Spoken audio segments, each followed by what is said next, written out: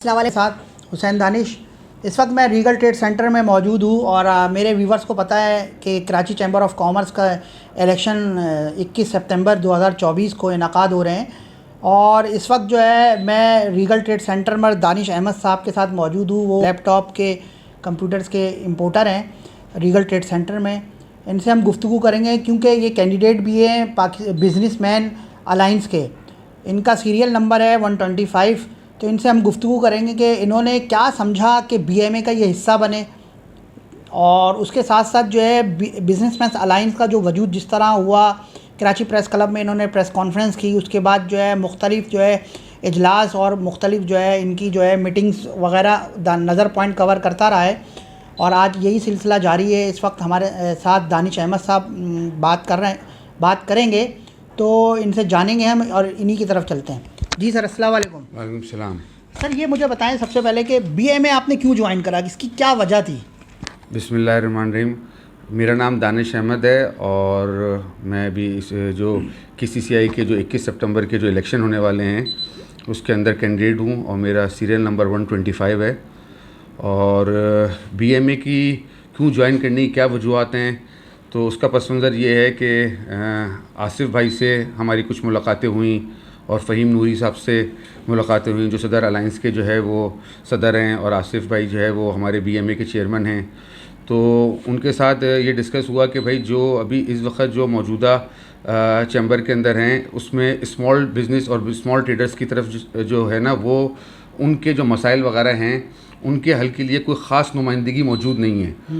तो अब BMA group के अंदर जो है इनकी सबसे बड़ी बात यह है कि इन्होंने जो छोटे ताजिर हैं उनको 30 कैंडिडेट में से 15 सीटें जो हैं वो इन्होंने स्मॉल ट्रेडर्स के लिए इन्होंने असाइन करी हैं कि भाई इसमें हमारे 15 कैंडिडेट जो हैं वो छोटे जो ट्रेडर्स हैं उनके होंगे। तो इससे फिर जो है इस बात से जो है वो फिर मुतासिर होकर जो है वो बीएमए को ज्वाइन करने का जो है वो जहन बना और मैं बहुत मशकूर हूँ आसिफ़ भाई का और फ़हीम भाई का कि उन्होंने जो है वो चांस दिया कि आकर हम जो है ना इस पे कैंडिडेट के तौर पे खड़ा होने का, और ताकि अगर बीएमए ग्रुप में कामयाब होने के बाद फिर इंशाल्लाह हम कोशिश करेंगे कि जो छोटे ताजिरों के मसाइल हैं उनको फिर चैम्बर की सतह पर जो है वो उजागर किया जाए और उनके मसाइल का हल निकाला जाए।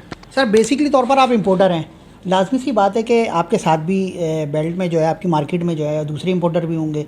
क्या समझते हैं इम्पोर्टर को किन प्रॉब्लम्स का, क्या मसाइल का सामना है? कुछ बताएंगे, कुछ चीज़ एक दो मसाइल का सामना के इम्पोर्टर के हवाले से क्या मसाइल का सामना होगा जो फौरी तौर पर हल करने की ज़रूरत है?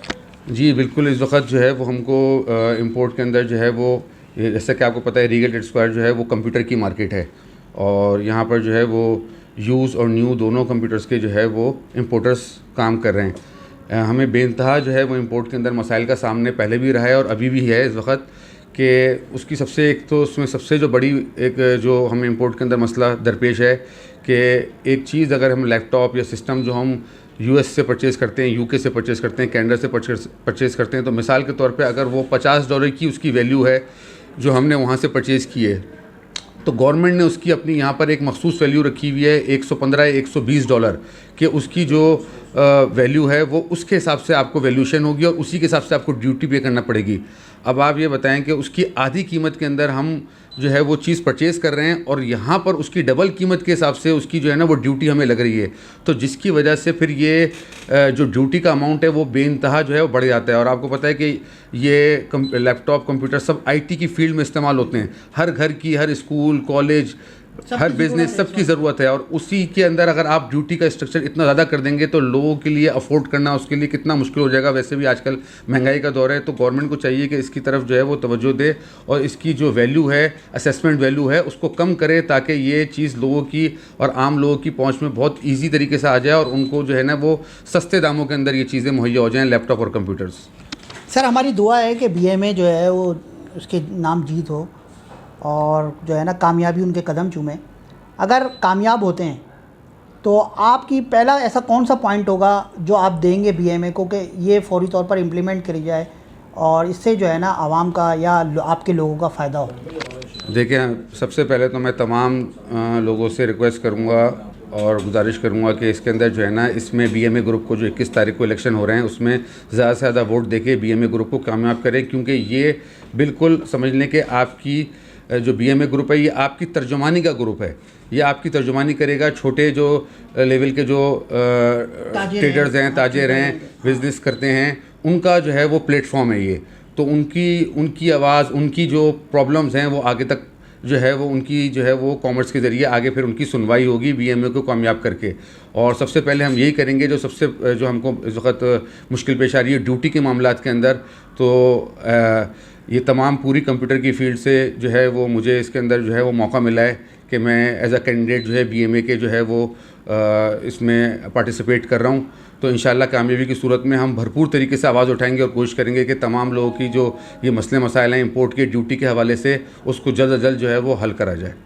बहुत शुक्रिया सर, आपसे बात करके अच्छा लगा। ये हमारे साथ बात कर रहे थे दानिश अहमद साहब, और अपना मौक़िफ़ दे रहे थे कि इलेक्शन के हवाले से जो 21 सितंबर को है, इनका ताल्लुक़ मैंने आपको पहले भी बताया कि रीगल ट्रेड सेंटर से इंपोर्टर हैं ये दानिश साहब, और ये चाह रहे हैं सबसे पहले कि इनका जो मसाइल हैं, सबसे पहला इन्होंने जो मसाइल बताए इंपोर्ट के हवाले से ड्यूटी के, तो वो हल करने की कोशिश करेंगे अगर इनके जीत नाम होती है तो इंशाल्लाह ताला। इसी तरह जिस सिलसिला हमारा जारी है बिजनेसमैन अलायंस के कैंडिडेट से बात करने का, तो इंशाल्लाह अगली दफ़ा हाज़िर होंगे दोबारा हम नए कैंडिडेट के साथ नई जगह पर। हुसैन दानिश को इजाज़त दीजिए। अल्लाह हाफ़िज़।